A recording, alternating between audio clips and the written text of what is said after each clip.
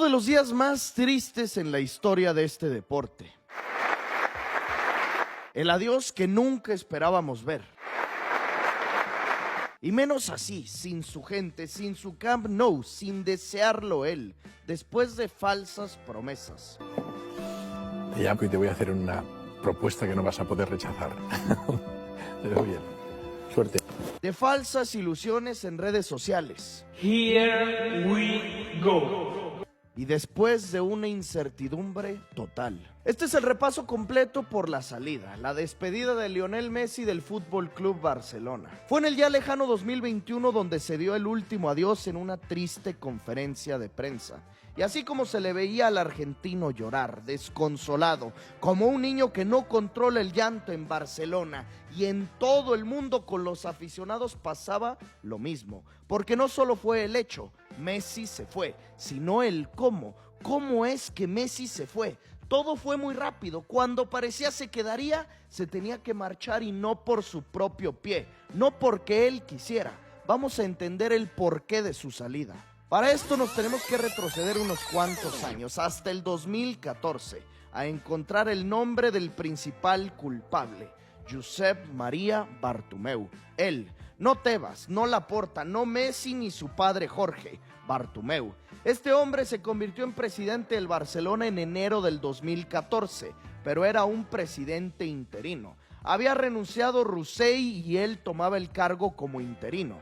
En esos primeros meses de su mandato llegaron Luis Enrique y Luis Suárez. Se formó la MSN y con Messi como protagonista, junto al uruguayo y el brasileiro, regresaban a las andadas de Guardiola. Ser el mejor equipo del mundo, el que mejor juega y el que más gana. Triunfantes en los clásicos, triunfantes en Liga, en Copa y en Champions League. Triplete. Con la afición contenta de tener al Barça de vuelta en la cima, llegaban las elecciones para presidente. Y de esta forma salía Josep Maria Bartomeu elegido y ratificado como presidente formal, no como interino. Y aquí es donde empieza el declive, y es que estas elecciones forman un punto clave para la salida de Messi, aunque falta muchísimo tiempo, y es que estamos hablando de política, una política muy parecida a la mexicana, a la estadounidense o bien a la española, en donde todos son lo mismo, solo cambia el traje, la corbata o el nombre. Cuando Laporta fue el presidente en las épocas de Ronaldinho, de Rijkaard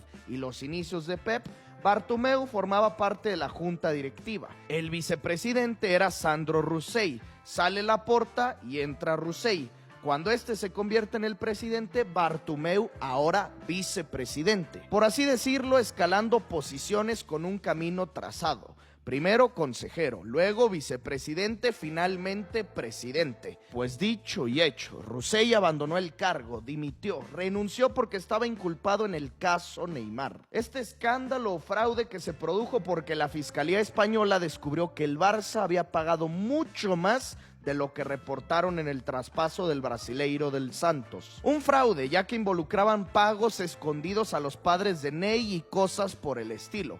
Inculpado Rossell, por esto renunció, y también inculpado Bartomeu, pero como no era el presidente, salió libre de culpa y tomaba el cargo, ahora él, como presidente. Y es que esto me parece clave. Como aficionado al equipo, lo que te importa es lo que pasa dentro de la cancha.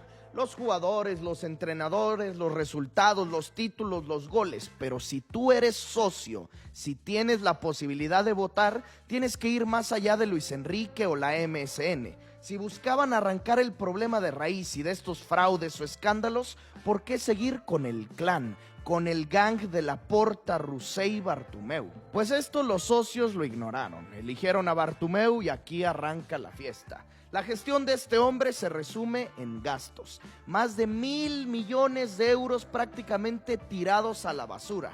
145 por Coutinho, 130 por Dembélé, 120 por Griezmann, 60 por Pjanic, y así nos podemos ir poco a poco.